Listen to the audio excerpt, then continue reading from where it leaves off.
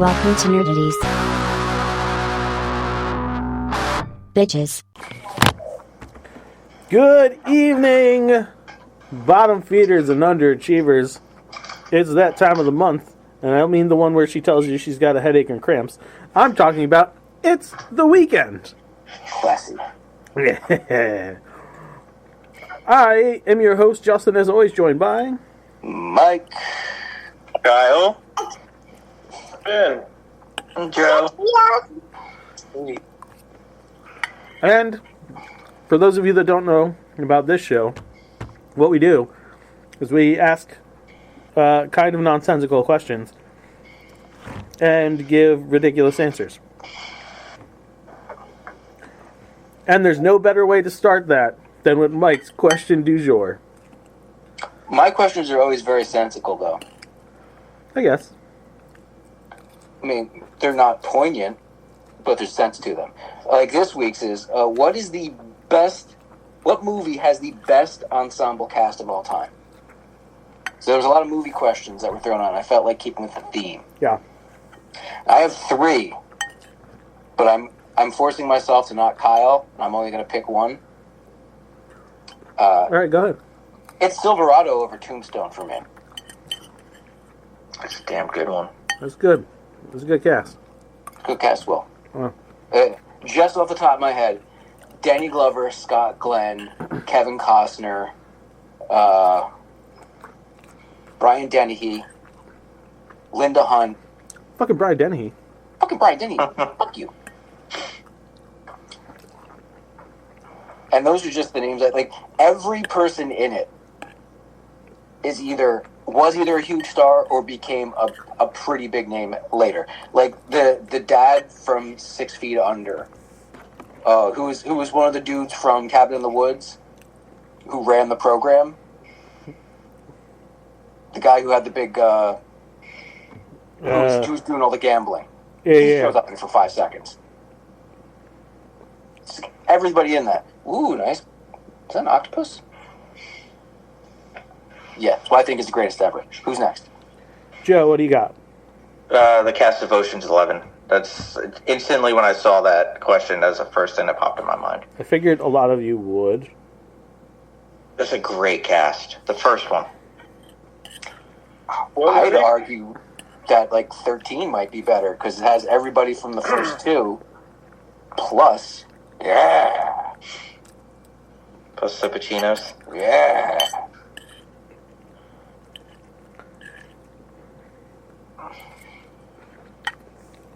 Okay, that's good. That's a good one. Vincenzo? I went with, it was an obvious choice. I'm surprised no one picked it yet. MacGruber. The movie. You have Will Forte, Kristen Wiig, Ryan Phillippe, Val Kilmer, Maya Rudolph. Who else? We got Powers Booth, Chris Jericho, The Big Show, Kane, The Great Khali. Who am I missing? Mark Henry. Fell off there after a little bit. So good. Crushed it. I think I beat Ocean's. That is a hell of Bullshit. an ensemble cast. I mean, it's a good cast. I don't know if I completely call it ensemble. Oh, it's totally ensemble. It bends genres. What does that have to do with being an ensemble? I'm just saying, it brings in well-known characters from a whole different universe of things. How long was Chris Jericho in that movie? He had a few lines. Still in it. He got a truck full of highly trained killers. They're very effective. Yeah. I have a lot of repeat answers, by the way. They better not all be MacGruber. Not all of them. They can't all be MacGruber. You know what? If you could figure out a way to make them all MacGruber somehow, I'd give him so much respect. They could, but I did change them. Never mind. Kyle. No, I didn't.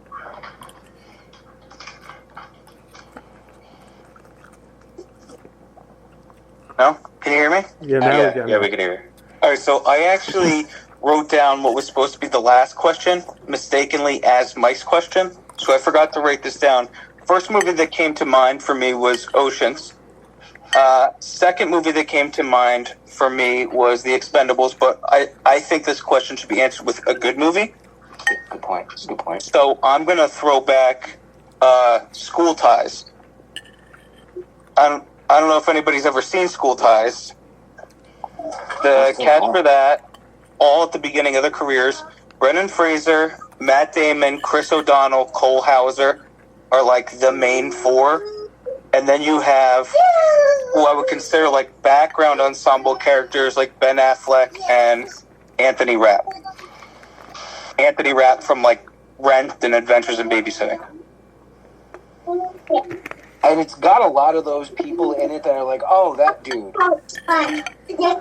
Yeah. The Coach McDevitt is one of those guys who plays like a politician or like a crooked banker in every movie.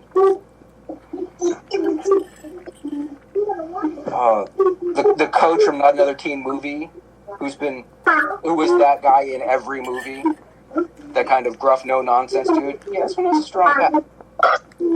All right. Alright. So dumb. For my pick, I went Can't Hardly Wait. Well, that's a good one. It's a very good one. Jennifer Love Hewitt, Ethan Embry, Seth Green, Peter Fasinelli, Jason Segel, Jamie Presley, Sean Patrick Thomas, Chris Owen, Donald Faison, Amber Benson, Selma Blair, Eric Balfour, who's like the dude with the weird face that was in every late 90s, early 2000s movie. He played, I think, in like the first episode of Buffy.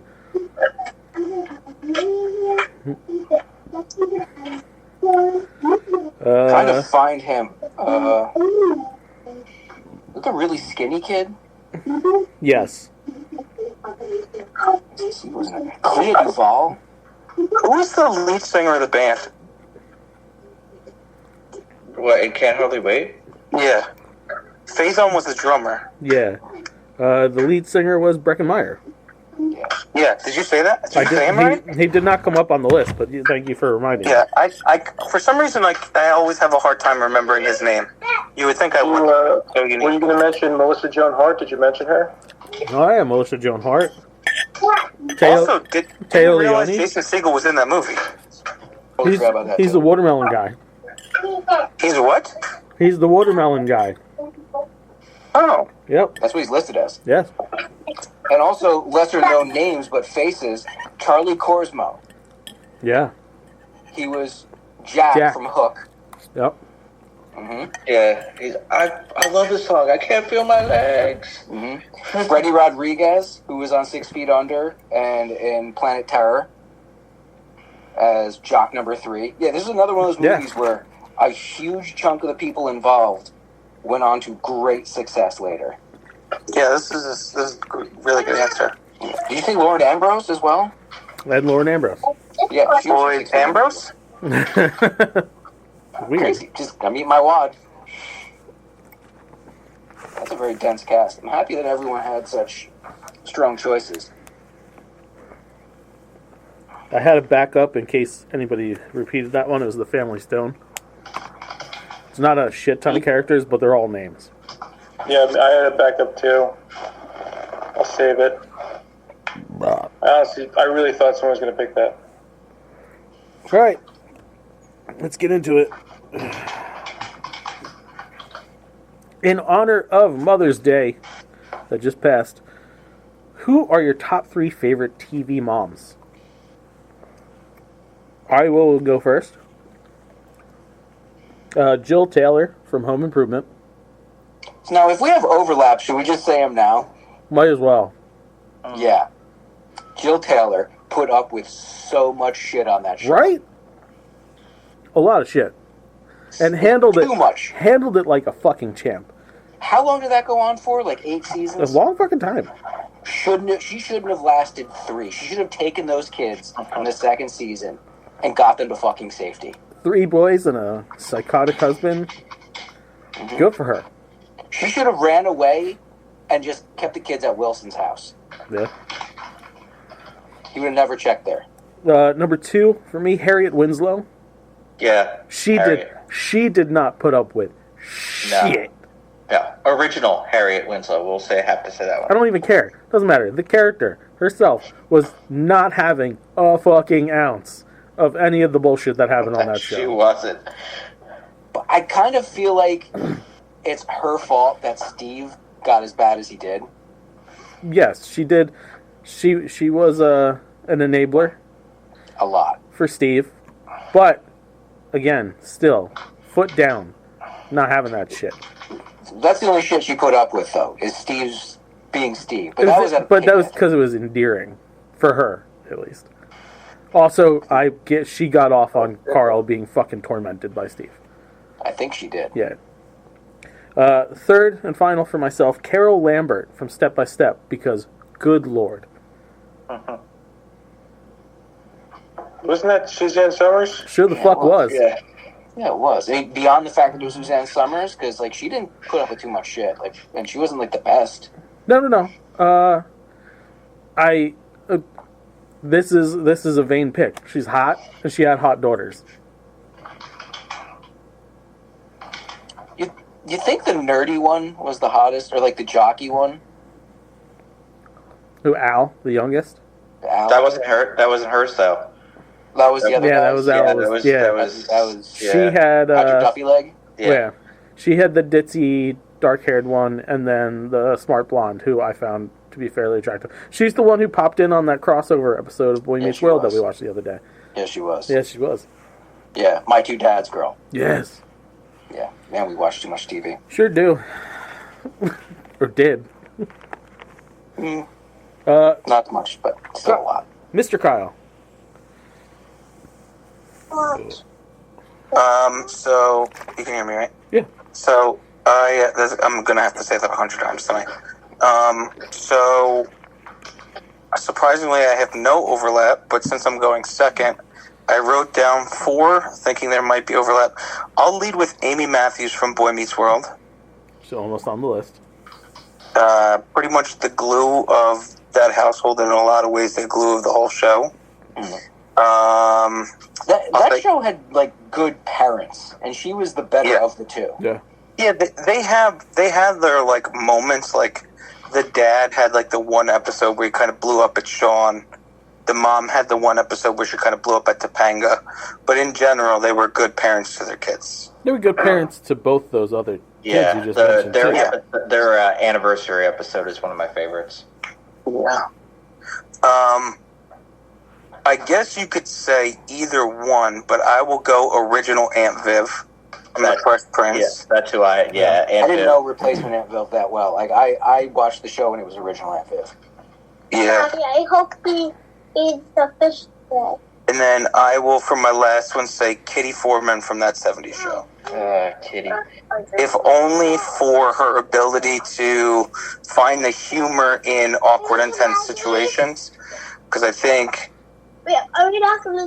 a lot of times, especially on TV, the moms aren't usually the ones given that responsibility. Yeah. And I kind of love that she was that in the show. Her awkward laugh would just punctuate so many scenes. Yeah. Yeah. Yeah. She gave that look though. Yeah. When she was serious about shit.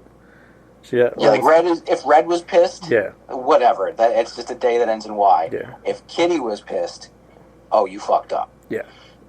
Right. Right. Joe Pravdo. I did have Harriet Winslow and Aunt Viv, but my other one was Norma Arnold, the mom from The Wonder Years. Ooh, that's a good That one. was a good pick. She she was always so reserved, but when she really needed to step in, she showed how much she cared. She was a strong character.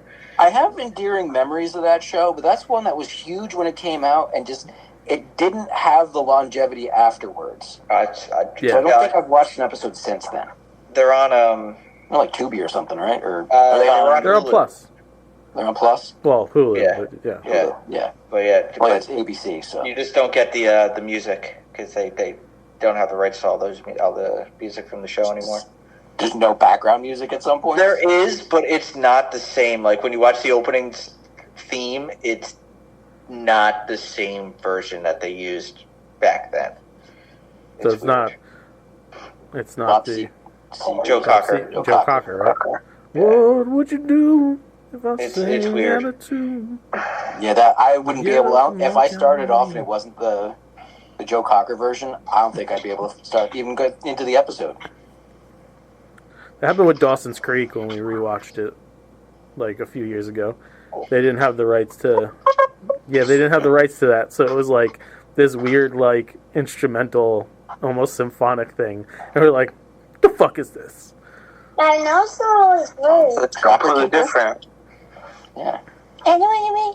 Baby. I got no problem hanging around. That's Kyle. That's Joe. Let's go, Mike. All right.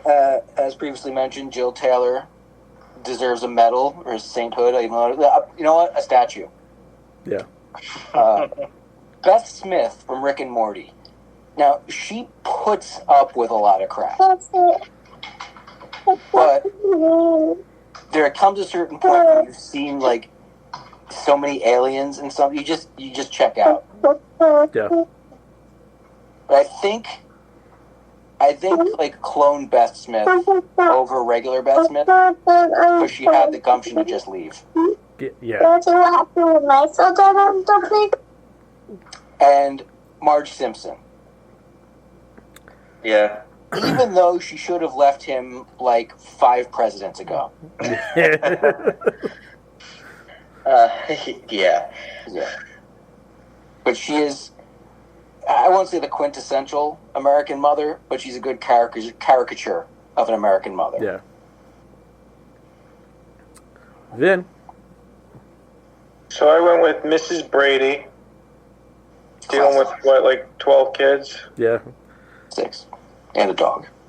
6? Okay, well, And Alice. in there. might as well be 12. 6 kids the is butcher. like 12 kids. Yeah, Especially in the 70s. Yeah. yeah. She held it down.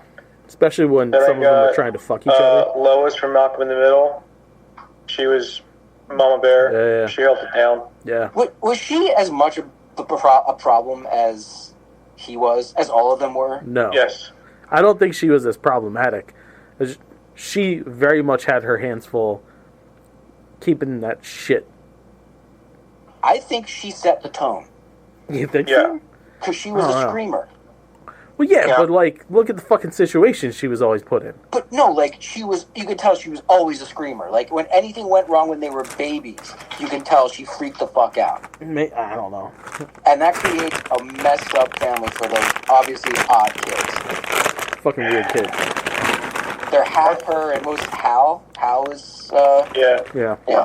They're half of those. The kids are made up of a whinging nutbag who looks like, he's like a squirrel on coke.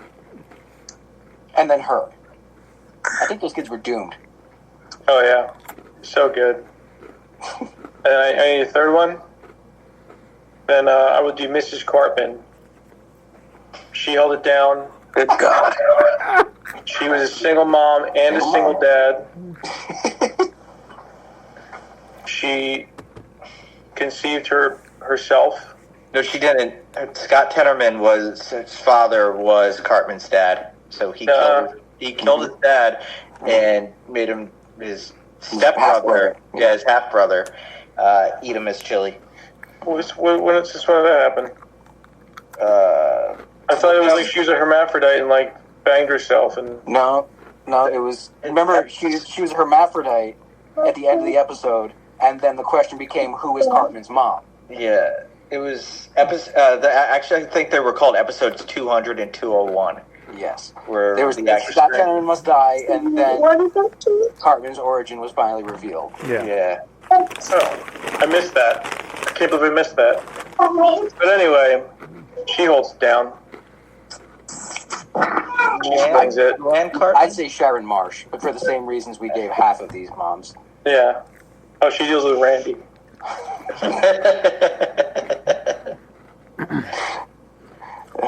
Not even Shelly or Stan or Grandpa. No. Shelley. She has to deal with Randy. Jelly. Cares? Randy, did you drink last night? Yes, there was beverages. There's beverages there. It's classy. It's called a tasting flight. I gotta watch that show again. I've been out the last 2 seasons. Same. It's supposed to be new, like in a month or so. They're bringing back new episodes. Oh, good. I watched Good Times with Weapons the other day. 'Cause Yeah. That's always a Classic. It's a good Let's fucking fight in episode. love. Pick a movie from any time before 1995 and give it a 2025 reboot. Oh, Mr. Film School. I picked Flash Gordon. Oh. Could you picture that with like a bigger budget, grand? Yes, I could. Like, They did a so- TV show of it. Remember in like the early 2000s? Yeah, on Sci-Fi No. Channel. Yes, They they did. Sure did. I'm telling you, what you just said, Sci-Fi Channel. That's why. There you go. Yo, But talk shit all you want about Sci-Fi's movies. Their fucking series have always been good. But their movies were terrible. Yeah, but it wasn't a movie, it was a series. I don't stand remember that. firm that Eureka is one of the best science fiction shows that anybody's ever put out. Eureka? Yeah. Eureka's Castle? No. Oh. What's it about? A town where all the smartest people in America live. Oh, so my town? Bro, it's not your town. No, it's totally not my town. So you're going Flash Gordon. Yeah. Do you get Queen with Adam Lambert to do the score? No, I was actually. Part of me really wishes like Dio was still alive on that. You go metal for that? I would go metal with a modern reboot.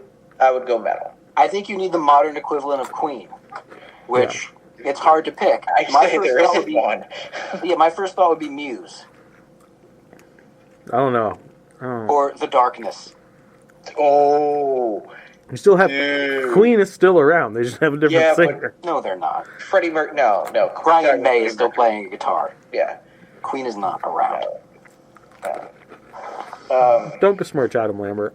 If you have to tag the name with Adam Lambert at the end, it's not Queen anymore. It's a different band. Yeah. I would still probably go like maybe like hard rock. Sammy Hagar? No, but that's still that kind of 80s feel. I want more like an edge, but Taylor Swift. not no. Not no. You get fucking ratings. Yeah, but no. It's $1 billion movie right there. Uh-huh. Wouldn't fit. Unless they made Flash a woman. Which they might do.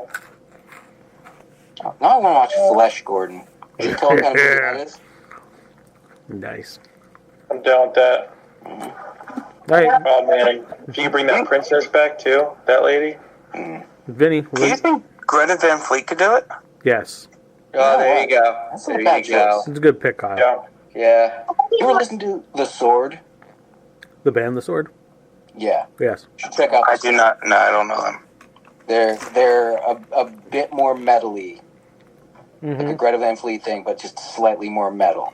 Okay. Very thrash. Okay, you said Vinny next? Mm-hmm.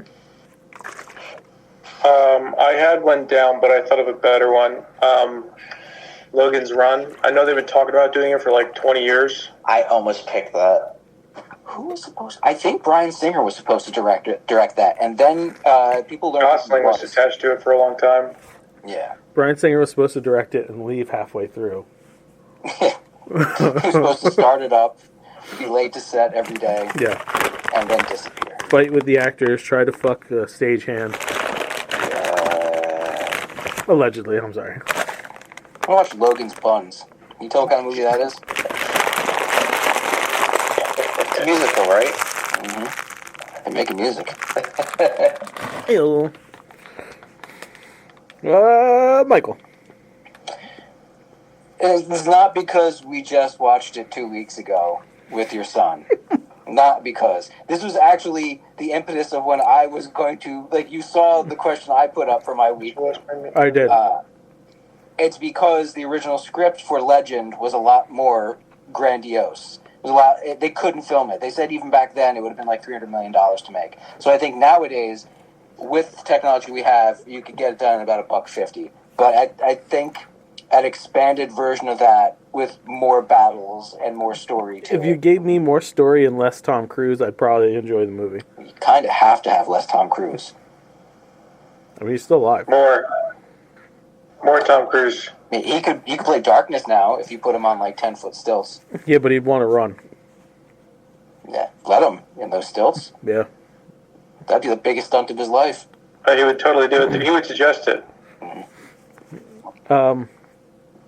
We live now in a society that's a lot more open about mental health. So I want to redo Drop Dead Fred. That'd be interesting. Yeah. John used to love that movie. The movie's and great. it used to like scare the shit out of me. I don't know why. It freaked me out. Interestingly, your mom loved that movie. Yeah. Yeah, she like multiple times the year it came out. She's like, "You got to watch this. It's so silly. It's so great." She, like, they still have a copy of it on DVD. Wow. Yeah. Because that movie is a lot more serious than it gives off. Uh-huh. Phoebe Cates, and I'm annoyed that Phoebe Cates isn't in the public eye more. Yeah. She was awesome. But, live your own life. Phoebe Cates, that character went through some shit. Yes, sir. He was traumatized. Yeah, if you get a chance to go back and watch it now, as an adult, you're like, whoa. Fuck. Some red flags. That movie should be called Drop Dead Fred, Red Flags. Yeah. Some shit goes down. Mr. Kyle. So I figured you guys were going to be doing like action movies or ensemble cast movies. I went with a mellow 1994 movie called Four Weddings and a Funeral. I think especially if you flipped it, so where the majority of the cast in this version of the movie was American and the foreigner was from Europe, I think would be an interesting twist on the dynamic of like not just culture and how we handle weddings and funerals in this country, but also with the change in terms of like budget for things like that. The variation you could have in the types of weddings that happen here would, I think, serve for pretty interesting like scenery for all those things that happen. And I also think emerging technology and social media, so where like the will they, won't they, and the people who are like meeting and drifting apart over the course of the movie would kind of like flip the whole idea on its head a little bit. And some of the friends who like, I mean, they seemingly stay a group of friends, but like aren't necessarily like in each other's lives on a day-to-day or week-to-week basis in the original movie, I think would be pretty neat to see like how maybe, because I mean it's like about two characters, but it really, to me, it's always been more about like the group of friends in that movie. So like seeing how certain people stay together and drift apart, and like the different dynamics in terms of like, because back then the relationship everybody had was like, oh, I gotta call you on the phone and that's pretty much it. It's interesting. I never actually saw it. The advertising for it makes it seem like it's a Hugh Grant, Andie MacDowell rom-com. And to hear you say that it's a lot more about more characters' interconnection is surprising. So it is a rom-com, but like how a lot of rom-coms have a backdrop that's got like not necessarily a more serious tone, but like stuff going on in the scenery constantly. That, well, I think one one dynamic in that movie, because I think this is one of the oldest movies I remember seeing where this dynamic is set up over the course of the movie, is that there's a gay couple in the movie. So I think it would be cool to see it remade, and I would like to see how somebody would go about remaking it, but in terms of like the overall tone of the movie, I don't think a whole hell of a lot would be changing.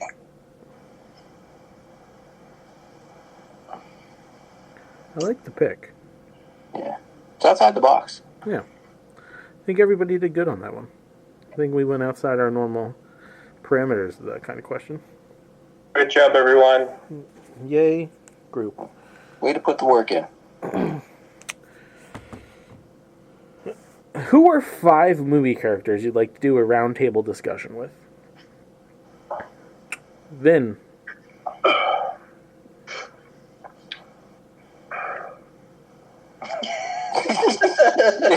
we're not recording this, but Vin just pushed up non-existent glasses. Number 1, Highlander. Well, Connor. The main guy. Okay, we got right. Duncan. Well, no, Duncan did have movies. He did. He did have a good one, and then Yeah. a movie. I thought he was just the guy. Well, there was Connor, and there was Duncan was the TV show guy that eventually got movies. Yeah. We'll go with Connor. Yeah. John Dunbar. Who's John Dunbar? John Dunbar.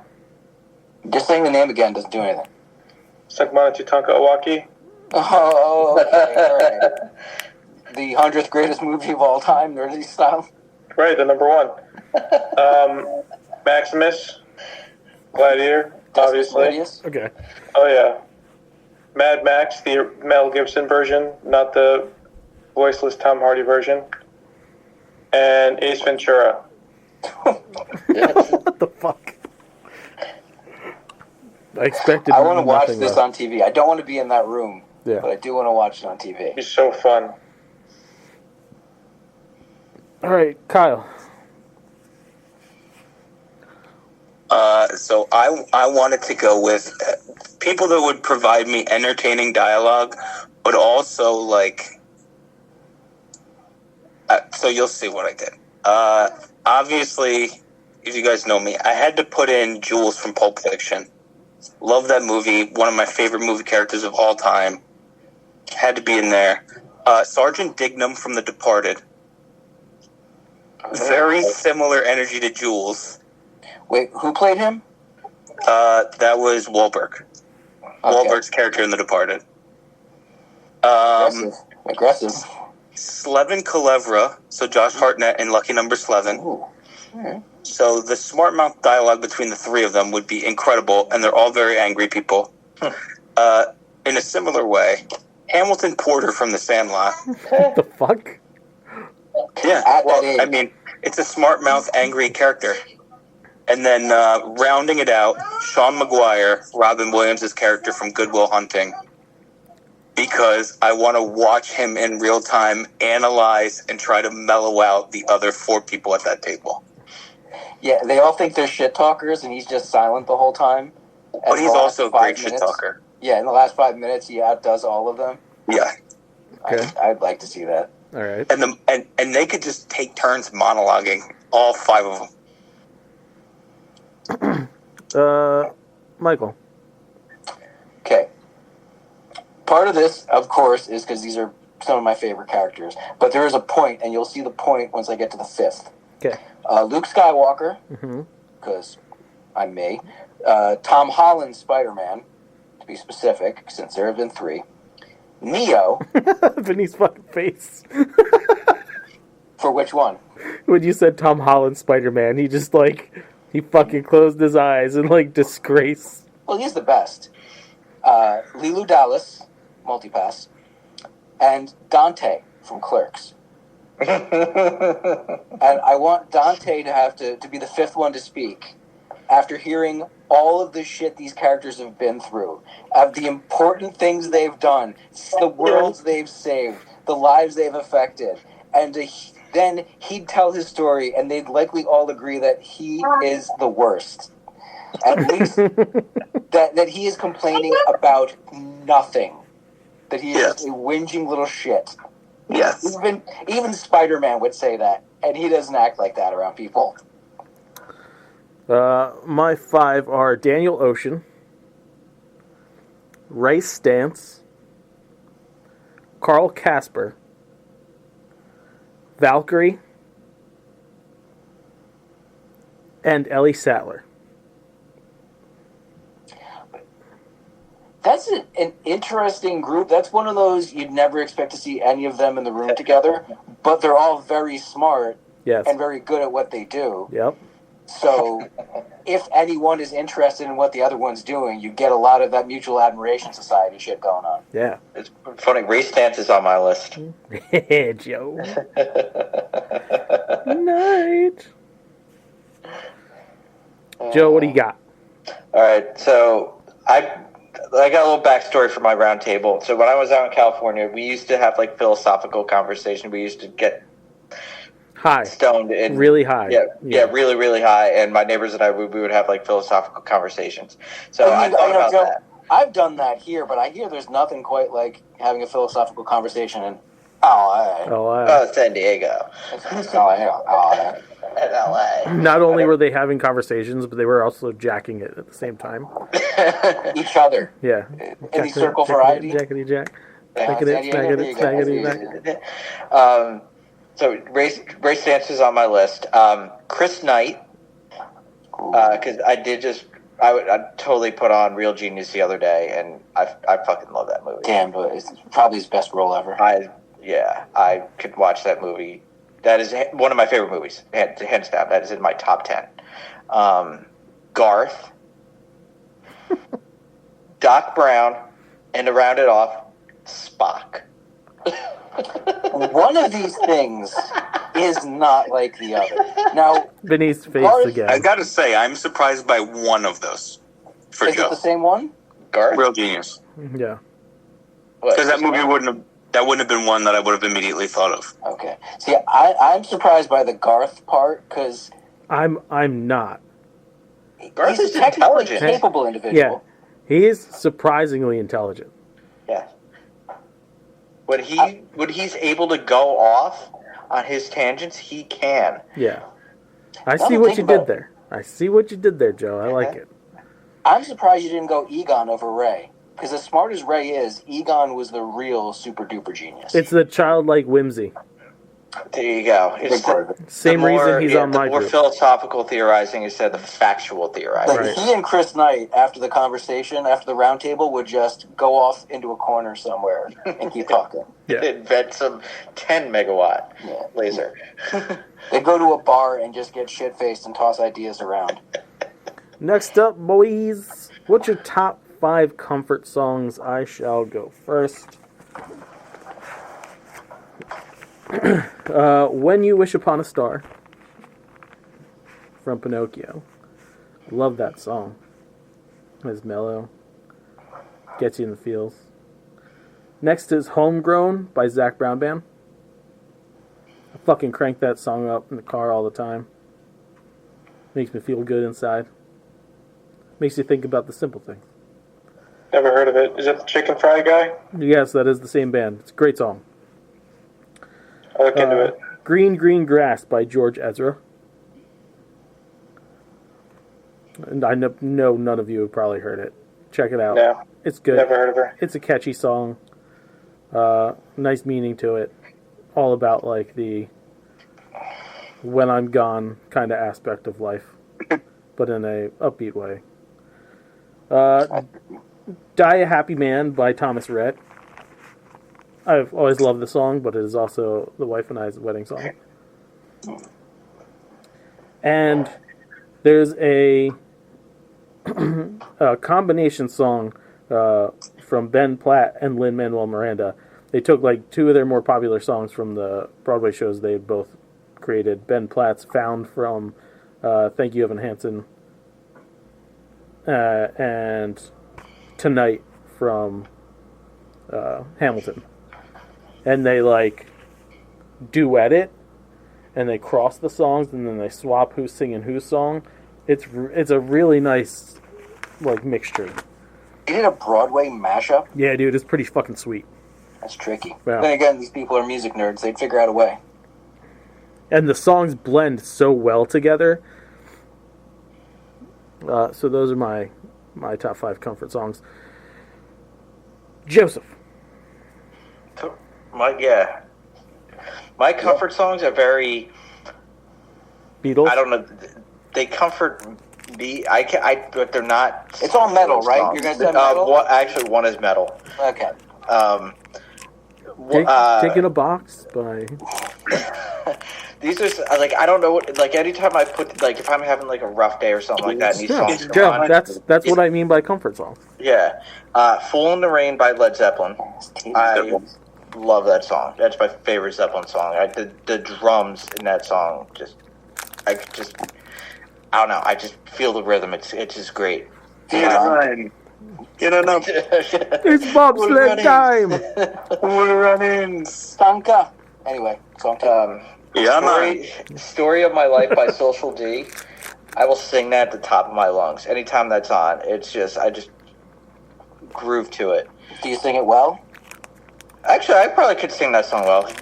Mike Ness doesn't have that great of a voice, so Good point. yeah. I probably could sing it well. "Hey Jude," of course, I have to throw a Beatles song in there. "Who Are You" by The Who.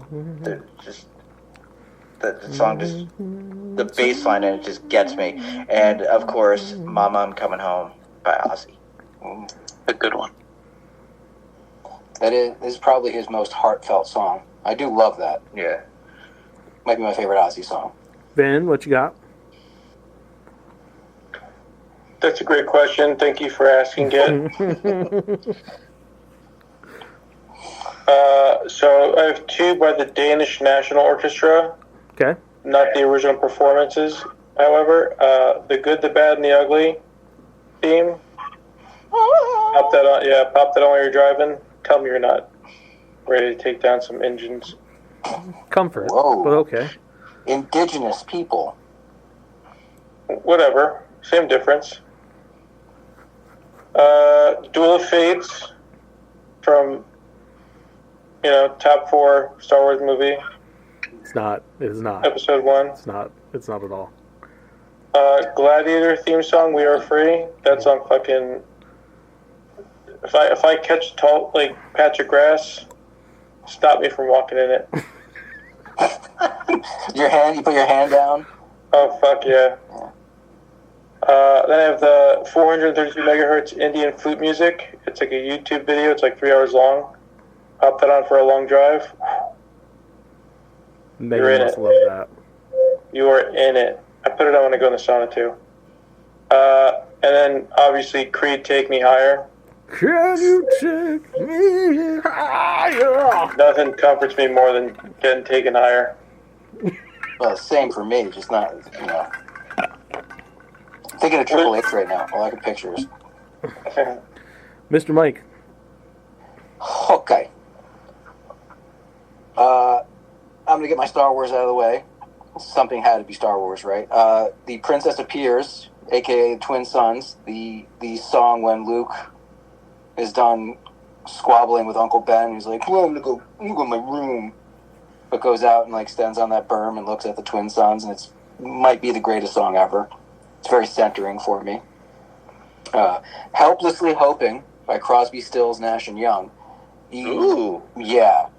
It was utilized very well in Annihilation. If you haven't seen Annihilation, I recommend it. Wacky, trippy sci-fi with a great soundtrack.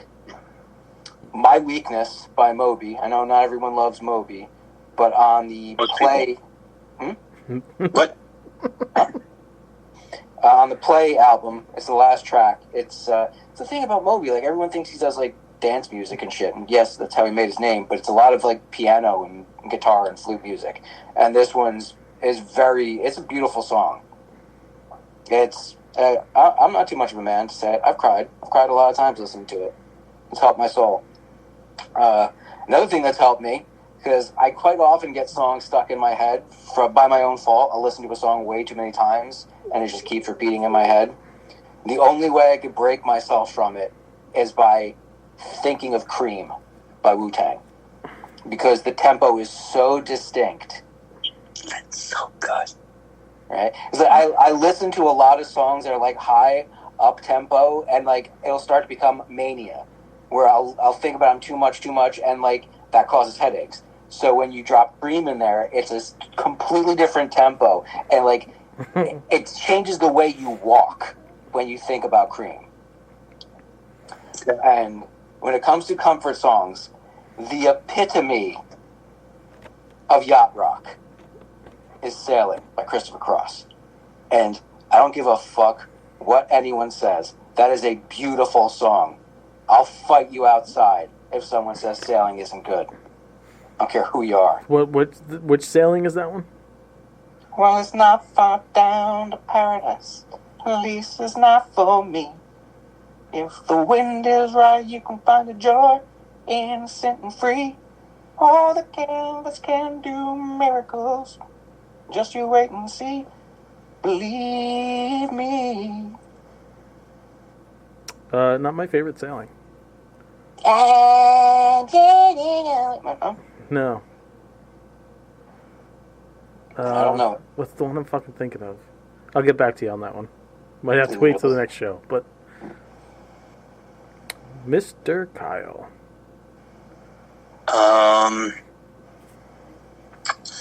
Rainbow Connection by Kermit the Frog. Mm. The Weezer version's also pretty good. Yeah.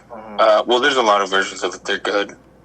Like I danced at my wedding. I danced with a version with my mom to a version by Trespassers William. It's so emotional to me. Like, it's not really comforting though. It's like it makes me cry, but almost in a bad way. I don't think it's meant to evoke that kind of feeling, though. It's not. It is a very happy song. We actually ordered it from Hallmark. It's in the Hallmark Kermit ornament plays Rainbow Connection. Oh, that's cool. The Somewhere Over the Rainbow, What a Wonderful World by Kiz. Learning to Fly by Tom Petty and the Heartbreakers. Great song. And then these next two are two of my actual favorite songs. It's a Great Day to Be Alive by Travis Tritt. Yeah, it's a good song. And it's weird to say this because, like, I never thought of it until recently as, like, one of my all-time favorite songs. But Lean On Me by Bill Withers. Good song. When You're Not Strong. Just hits different now. I don't know why. Because you're old. I guess. Getting old. Songs hit you. Run the fields. You can hear those lyrics as a kid and they don't mean anything, but until you've experienced life and like needed help and shit. Yeah. Yeah. Lean on me. I remember that in Wonder Years. Thanks, Joe. Bringing it back. I remember that in Lean On Me. In honor of the upcoming live-action How to Train Your Dragon, what is a non-Disney movie from your childhood, from 1 to 18 years, I put the time frame, that you'd like to see get a live-action adaptation? Let's start with Mr. Kyle Hazard. We're Back, A Dinosaur Story. Oh, fucking yes. Because went there. In this movie, you get live-action dinosaurs that for 90% of the movie are not scary at all. Yeah. Tell me how that's going to happen. Tell me how that's going to be a kid's movie with real dinosaurs that don't scare the shit out of them. The designs of them. I will give you a live-action dinosaur movie with non-terrifying dinosaurs.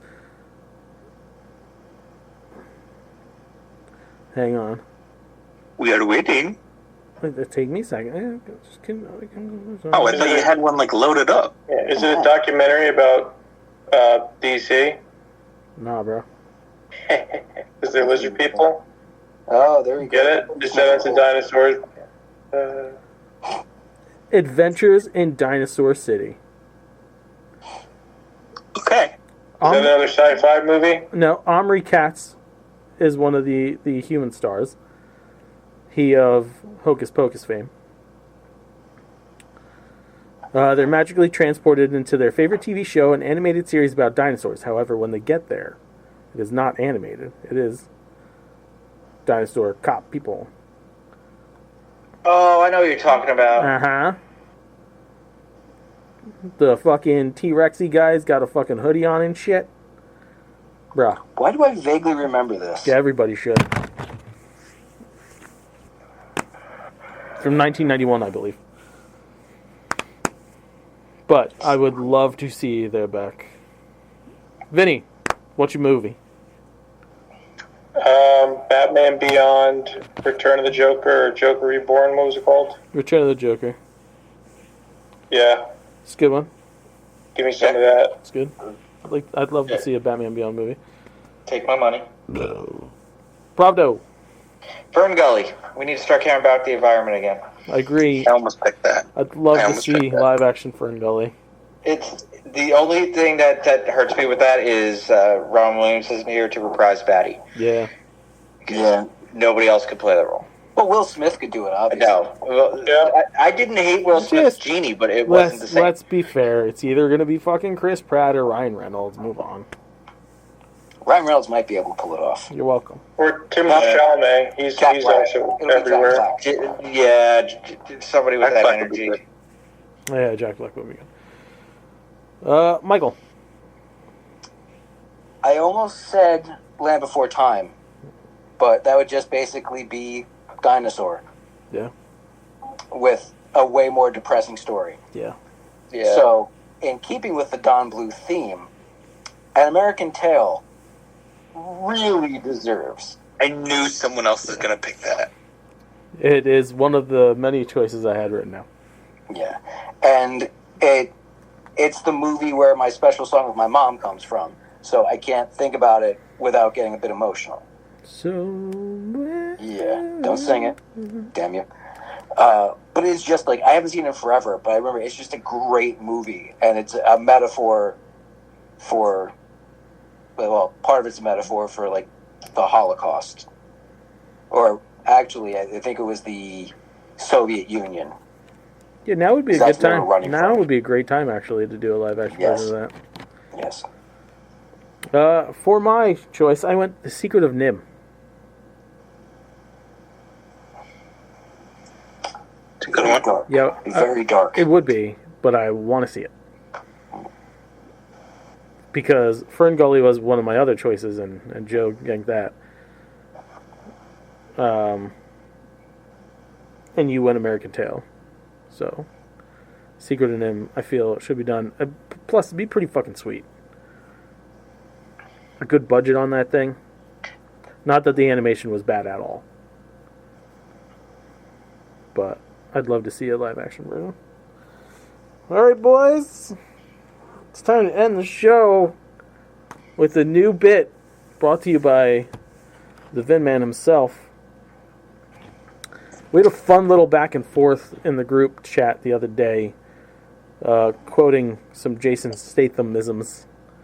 And so, I was like, oh, hey, remember the you piece of shit segment? We're bringing it back, but it's time to Stathamize a line of dialogue from one of your favorite movies.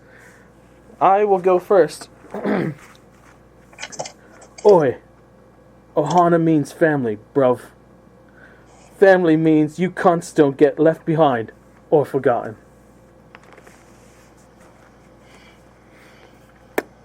Joe? Pretty good.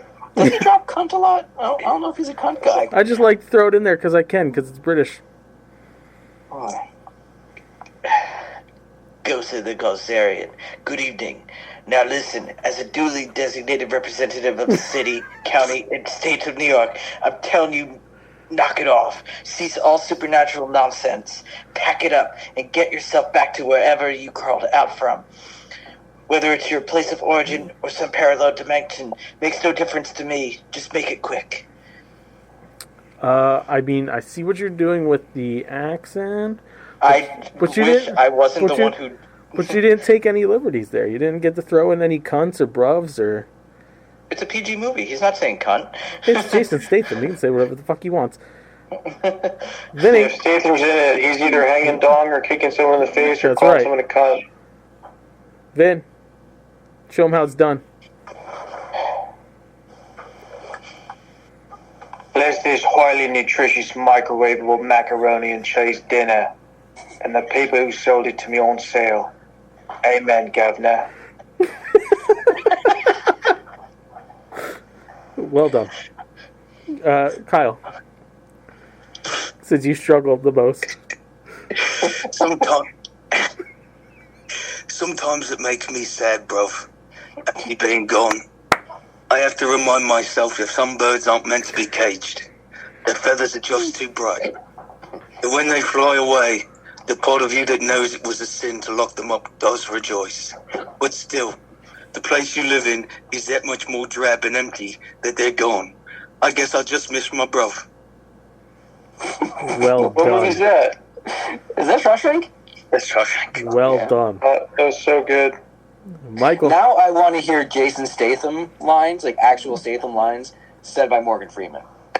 I was trying to do I need another recognizable voice. Yeah. Mikey, bring it home. Adventure, excitement. Jedi craze not these things, you bloody tosser. Fuck yeah. I was also gonna do, I'm a loner, Dottie, a fucking rebel. Or, oi, what does dumb fuck mean? Well done, boys. That is a show. We bid you adieu. I bet you a douche. What'd you think, Kyle? All right. As always, if you like what you hear, you can like us on Facebook.com/Nerdities. Follow us on Twitter at Nerdities. Email us at nerdities@gmail.com and check out nerdities.com. Right there. Whatever. Go to ProWrestlingTees.com/Nerdities, NERDATIS. Buy them t-shirts and buy the EPW t-shirts that are coming, that are going to launch hopefully alongside of EPW Episode 1 dropping Memorial Day weekend. It is our homebrew D&D campaign that we turned into a wrestling federation. And myself, Kyle, Mike, James from Exposing James, former intern Kelly and her husband, all are a cast of characters, and I love every minute of it. And it's been probably one of the most fulfilling writing things I've done in a very long time, since we've barely touched the comic. And we only write the specials like once a year. This has been a fun, continuous writing experiment for me. And I love all of you. And EPW for life. Bruv. Oi. Oi. You wanna mess with me? You wanna mess with the bad guy, bruv? YouTube.com/Nerdities. Be There he sure is. to like, share, and subscribe to all things Nerdities. And remember to ring that bell to get notified when new content is coming, because as Justin said, there is new content coming. Including Nerd ET Season 2, theme park themed, when we get to filming. We have our Halloween special, which is a Treehouse Horror treat. A Treehouse Horror? That's Treat- what it's called. Treathouse, a treathouse of horror. A Treehouse of Horror. Look forward to our Christmas special, which we're going to call Justin's Hell. That's the working title, at least. Justin's Hell. A Christmas gory? And much more. I cannot wait for you guys to look at that fucking script. We came up with some really fun fucking things to do. We need a budget for all this stuff. Money and budget means good things. Write to us at nerdies@gmail.com. We'll soon talk about business and or product. That's it, yes. The opinions of the Nerdies crew are idiotic and poorly thought out. Next week's will be far more insulting. That's right, I said every word this time. Bye-bye. Bye-bye. Bye. Because of the end of civilization, the Clamp Cable Network now leaves the air. We hope you have enjoyed our programming, but more importantly, we hope you have enjoyed life.